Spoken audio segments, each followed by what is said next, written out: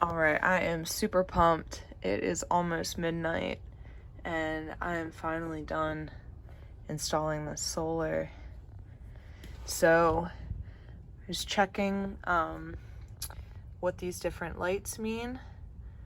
This is the Renogy DC to DC battery charger, and it has MPPT control as well. And so this connects from the car battery, and then it also takes the input from my solar battery. I have a lithium iron phosphate 300 amp hour battery, and yeah, I made sure to install all of the different fuses. I have a circuit breaker for my inverter. This is a 1000-watt inverter. I've got my inputs coming in from the solar, even though it's nighttime right now, not getting anything. And then this is a bus bar that I got from Blue Sea Systems. And so I have all of my negatives here, and I have a common ground to the chassis. I used my seat belt bolt, this nice big bolt. And these are ANL fuses, so like this one is 200 amps, that one's for the battery. And then for this charger, I have a 40 amp, since this is a 30 amp charger. And then the circuit breaker is 150 amps. So yeah, I wanted to show how the lights are going to change when I turn the car on. And so this, let's see, the top one, that is the alternator, the car alternator. The second one's solar, so that's not on right now. And then this is the solar battery, and it's blinking red because it is overly discharged. And then at the bottom, that blue, that's the color for lithium, because you can change the battery type. So I'm going to start the car and then show how the lights will change. Such a good feeling that it all works. Okay. And you'll see, it takes a second.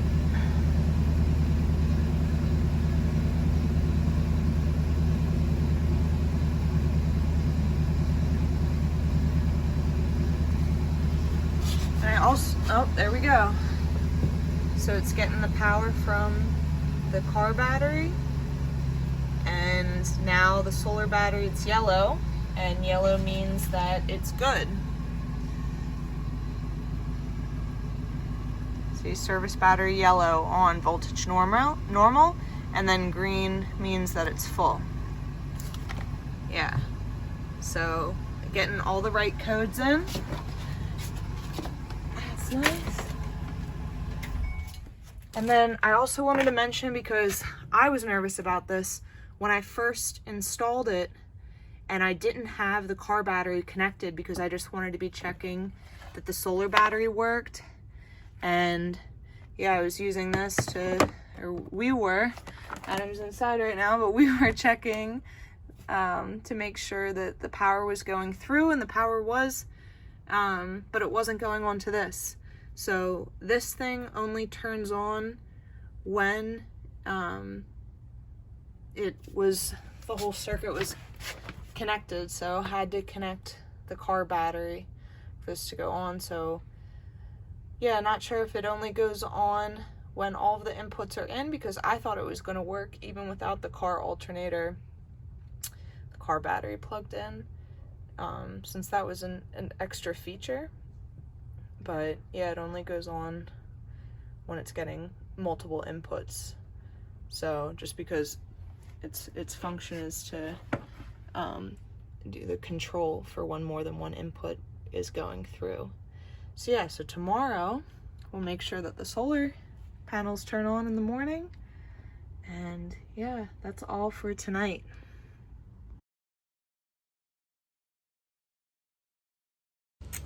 Okay, so last time I filmed, I believe, was a week ago, and I was saying, okay, I want to be done in a week for 4th of July. Well, it's been a week and still have a few things left, but I wanted to give an update for what we've accomplished so far. So we have the kitchen sink and cabinets done. The faucet that we got, we tested it out last night and it was leaking from the actual top part of the faucet, so I returned that and I'm going to be replacing that. But really happy with how this turned out. I added a bunch of coats of the stain and it actually made it turn kind of reddish. This was like Bombay mahogany, so I was happy about that. This propane stove, so this was it's both for propane and natural gas, but it's actually turned out to be kind of a pain in the butt because since it's a natural gas, we needed special adapters to change it to propane, because let's see, yeah, that is a 1/2 inch and they don't really make those fittings 1/2 inch. We have 3/8 at Lowe's, so we're having to get a special adapter. And yeah, so under here fit in a filter. This triple filter filters out fluoride that I was specifically looking for, and lead. And then I got a 12-volt pump. Originally I wanted just a foot pump, but I needed enough pressure to push it through the filtered water system.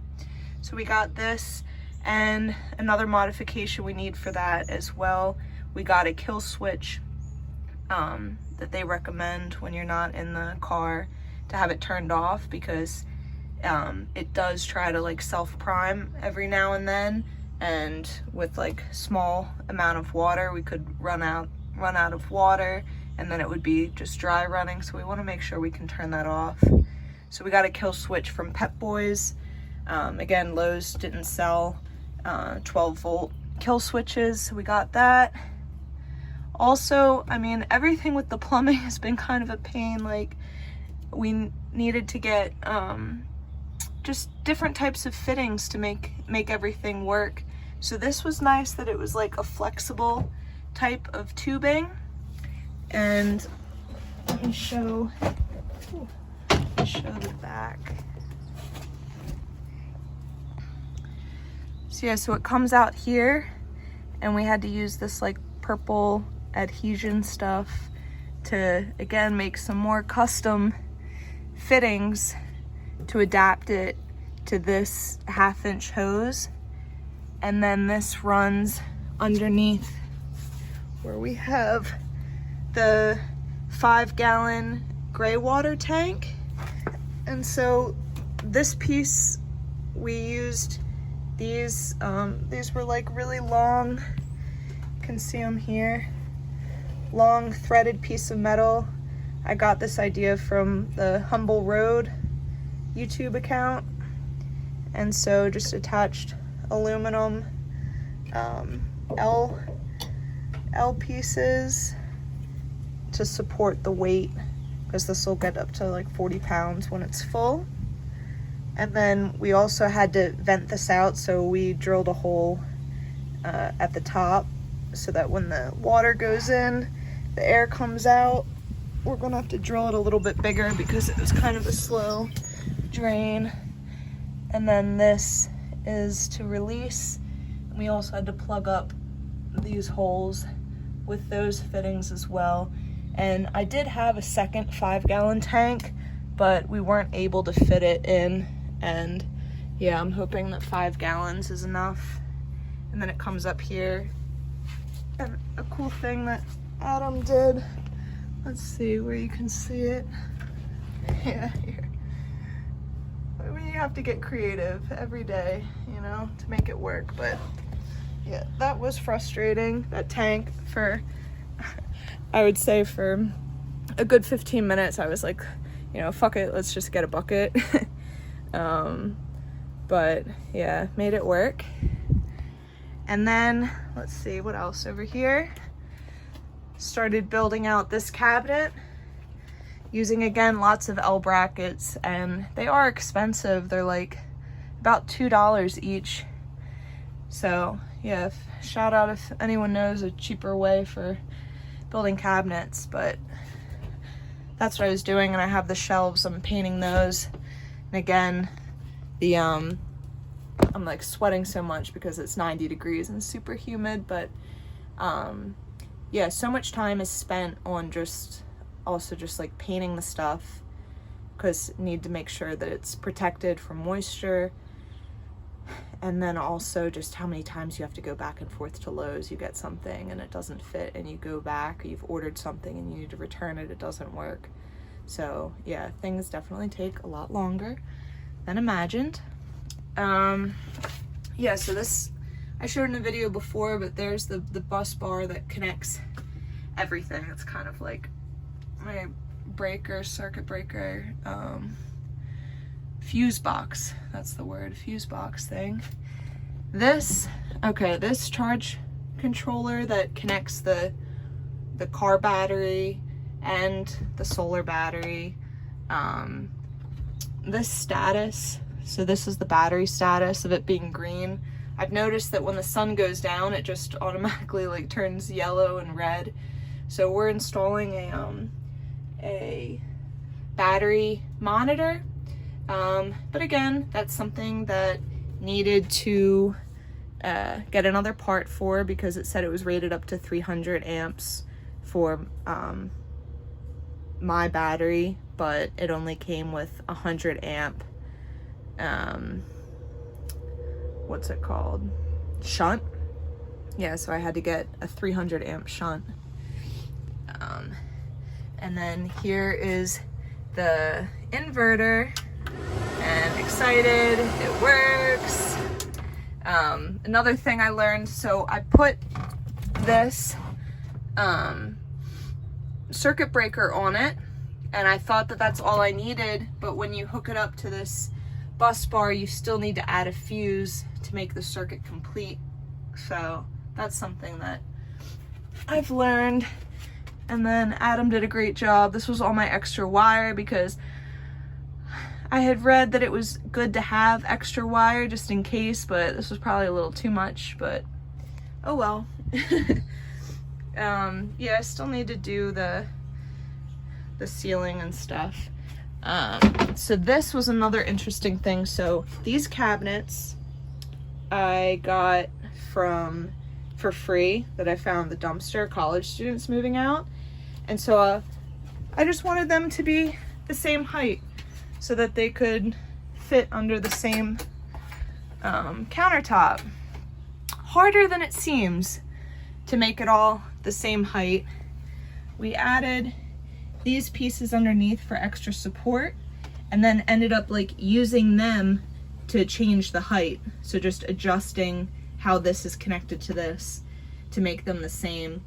But yeah, if anyone else is doing that, just make sure that it's oriented in the right spot on the van, because even when I had this flipped the other way, it wasn't the same height. They're band-aids from constantly getting cut. But yeah, so make sure that it's in the right orientation to do that. Yeah. And the bedding is done. That was another thing I wasn't sure how I was going to do with I thought I was going to make custom covers, and then I saw people would get them like upholstered professionally, and it was like, I don't have time for that. These are just like slip covers from Bed Bath & Beyond, and it's worked pretty well. And then the middle is for this middle section. I'm probably gonna have to get some more foam for that as well. And then this is where the table is gonna go. And so this will screw in to the tops of the table, and then we've like two big bolt holes going through both of these, and then this latch on either side to keep it sturdy. and it's in there. And then I just have like some extra support. And I also got this, which is pretty nifty. It supports up to 300 pounds. So I have one there, and I have one there. And we haven't tested it out yet, but I'm hoping that we'll have the table, and I'll unscrew each piece, and then it'll lay flat down. I'm hoping that that will support the weight of 2 people. And yeah, I think that's about it. Today we're going to be doing the upper cabinets. There's metal, there's a metal frame that runs through here, and so gonna put 2x4s up and then just build it down from there. There's gonna be upper cabinet over there, and then up here above the driver's side door. And yeah, I'm not sure where else, but yeah, lots of lessons learned. The biggest one is that it just takes way longer than you could ever imagine, because it doesn't always work the first time. Like, for instance, even with the sink, we turned it on, there's leaks. We had to add Teflon tape in between the threads of the different like connector pieces, and then it wasn't leaking except for from the actual faucet, and so we had to take it all apart and return that. But yeah, it's quite the learning experience, and I will keep filming for the rest of it. Sorry about that break, but it was just kind of like, gotta go, and can't be filming all of the time. Yeah, all right, let's get back to it.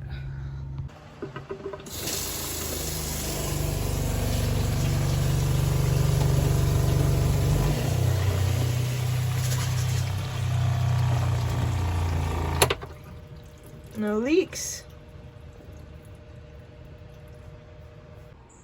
So these are the aluminum siding pieces using for like the entrance, cover the floor. And I just wanted to show this deburring tool. Super handy for like, there it is. Super handy for getting these sharp edges out. I also used it for the metal doors, cutting those pockets out to make the edges smoother, to not like cut myself. And could still wrap it with some tape as well, but this really does a good job.